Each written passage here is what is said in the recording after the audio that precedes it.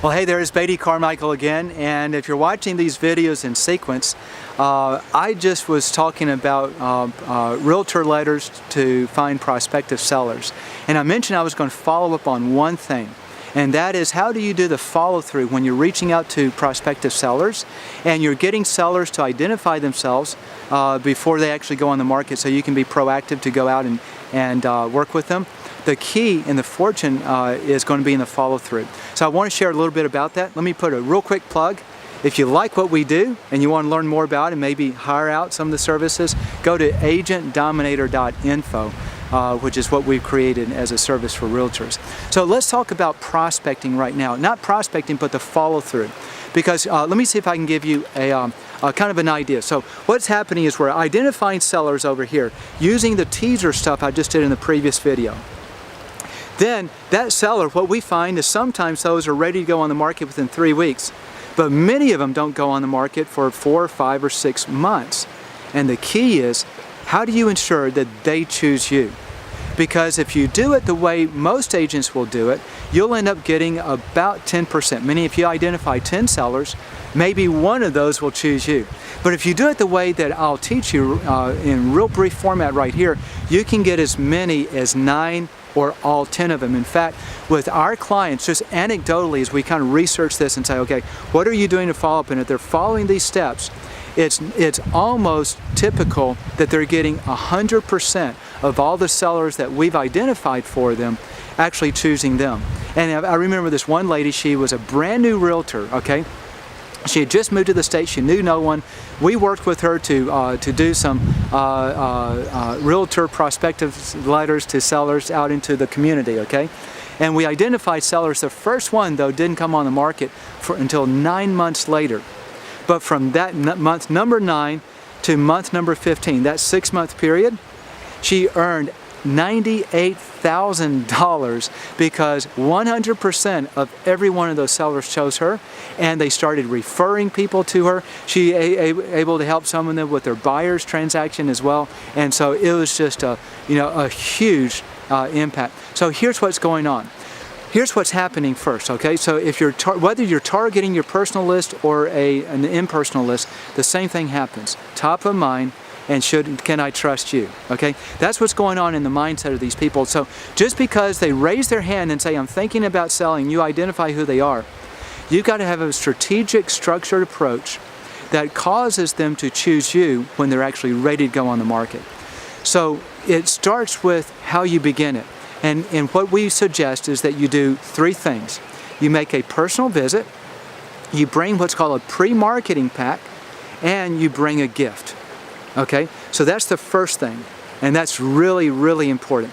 The second thing is then you have a structured mailing follow-up program, probably once every 3 weeks, okay, that you're mailing something else to them.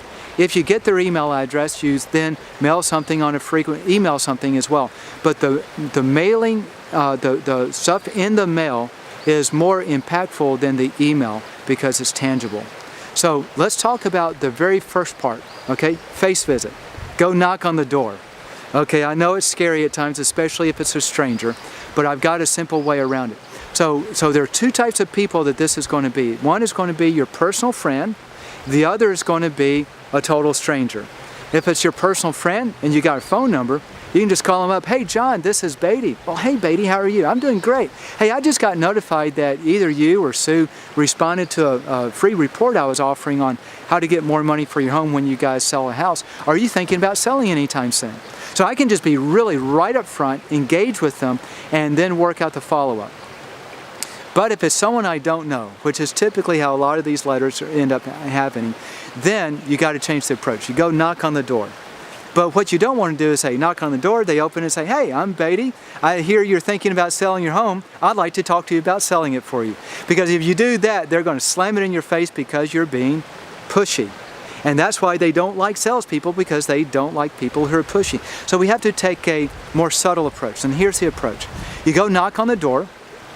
So if I'm the agent and I'm knocking on the door and you answer the door, I'd say, hey, this is Beatty Carmichael. I'm just an agent, a realtor in the neighborhood, and I'm just introducing myself to different homeowners.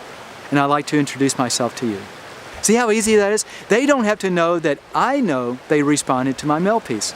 I just show up, okay? And I might say something like, what I like to do is, I sell in this area all the time, and I'd love to give you a gift, a box of cookies. That's typically what my gift is, and some information about me, which is going to be my pre-marketing pack. And if you guys ever think about buying or selling a home, know anyone that does, I sure would love a phone call. And you engage, and tell me a little bit about, how long have y'all lived here? Wow, and do y'all love the neighborhood? Oh, that you do? Well, all the people I sell to and help buy homes, they love this area because they love the trees, they love the creek in the background, okay, or whatever it is. Just engage in conversation so that they like you. Don't be pushy. Don't be, prying now. When are you thinking about selling? But toward the end of that engagement, after you've built a... Well, sorry about that. I just, my battery decided to go dead on me. So we're going to splice these two videos back together. But anyway, what I was talking about is once you've earned the right through building a little bit of relationship where you got their trust, then at that point, just one of the little comments might be, oh, by the way, are you guys thinking about buying or selling anytime soon? And just see what they say. If you've won their trust, okay, if they like you, you haven't been pushy, you've been pleasant, they appreciate what you're doing, and all of that, then they're going to be honest with you. And they're going to say, well, we're thinking about it, but maybe not till the summer. Or, yes, we're thinking about it, we're going to be moving up to New Hampshire, or whatever it is. And then, because you've gotten their trust, then you can engage with them and say, well, can I follow up with you later? And help you out, or I've got some information in the car. Here's a great way to do it. I've got some information in the car. If you guys are thinking about selling anytime in the next 6 or 12 months, I've got some information in the car on kind of a checklist of things to do when you start to begin to prepare to put your home on the market. Some things to consider that will help you make a lot more money. If you'd like, I'd love to leave it with you guys if you're thinking about selling. And now when you offer something like that, then they're usually going to be a little bit more honest. So now let's talk about what the gift is. So that's the engagement. Let's talk about what the gift and what the pre-marketing pack is. It's real simple. The gift is going to be something nice and typically something edible, okay? Some people don't like chocolate. Some people are allergic to peanuts. A friend of mine who does this all the time, he goes down to Costco or Sam's and gets a tin of butter cookies. It costs about $10, but it has a nice fancy presentation with it, and everyone loves butter cookies. Okay, so what that does is it sets the stage. You give them a gift. There's a law called the law of reciprocity. If you do something nice for someone else, then they feel sort of obligated to do something nice for you. And so this gets the law of reciprocity engaged. Now the second thing is the pre-marketing pack. The pre-marketing pack is real important because what it's designed to do is it's designed to sell you, okay? The simple way to understand a pre-marketing pack is it's almost like your listing presentation done in paper form that you can leave with them, okay? All the reasons why to choose you. The design is to give them all the reasons to choose you so they choose you instead of calling another agent. How effective is this approach? I got to tell you, because it's really powerful. A friend of mine, one of our clients named Nelson over in California, his average listing appointment was like 2 or 2.5 hours. We started working with him. He's targeting a geographic farm, okay, 1,500 homes. And we started working with him, identifying sellers. He gets on the Facebook community page, and those two things combined, he goes from nobody to controlling, get this, 22% of the listings in the first 18 months. And during this process, he's using this follow-up approach, okay? And he started to use this pre-marketing pack with a gift, with a box of cookies. And he called me up one day and said, Beatty, my average listing appointment used to be 2 to 2.5 hours, and I got most but not all the listings that I went on appointments with. Now that I've used this follow-up approach that you're doing, that you taught us, he said, my listing appointment's gone down to about 35 minutes because they've already chosen me by the time I get there, and I get every single one of my listing appointments choosing me. Now that's in a cold market. Those aren't referrals. These are people just in the neighborhood, okay? So it's really, really powerful. Last step on the follow-through, real important, is you've got to stay in touch with them for a long time. Some of these people, so what we find is those people that you find, typically about a third of them go on the market in the first year, a third of them go on the market in the second year or so, okay?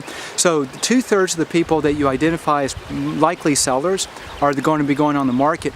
It's up to you to stay in front of them until they do. So not only is that first impact, that first face visit important, but then you have to have something that you're mailing every 3 to 4 months every 3 to 4 weeks at the very least, maybe a little bit more frequently, so that you're always there. They always remember you. Everything that you're sending them is something that's what I call persuasion copy. We're going to talk about that on the next video. And it's giving them reasons why they ought to choose you. If you get their email address, put them on a drip email as well. But don't, and underscore don't rely on a drip email campaign to do your follow-up. It won't work. You will lose sales. So if you've liked this information, if it's been helpful for you, please like the video, comment on it, and share it. And again, if you like more information of what we can do to help you, just a real quick blurb. We work with agents to double and triple their sales and referrals from their personal list and help them increase more sales from the geographic farms and things of that sort. You can learn more about us at agentdominator.info. Thanks for watching and have a great day.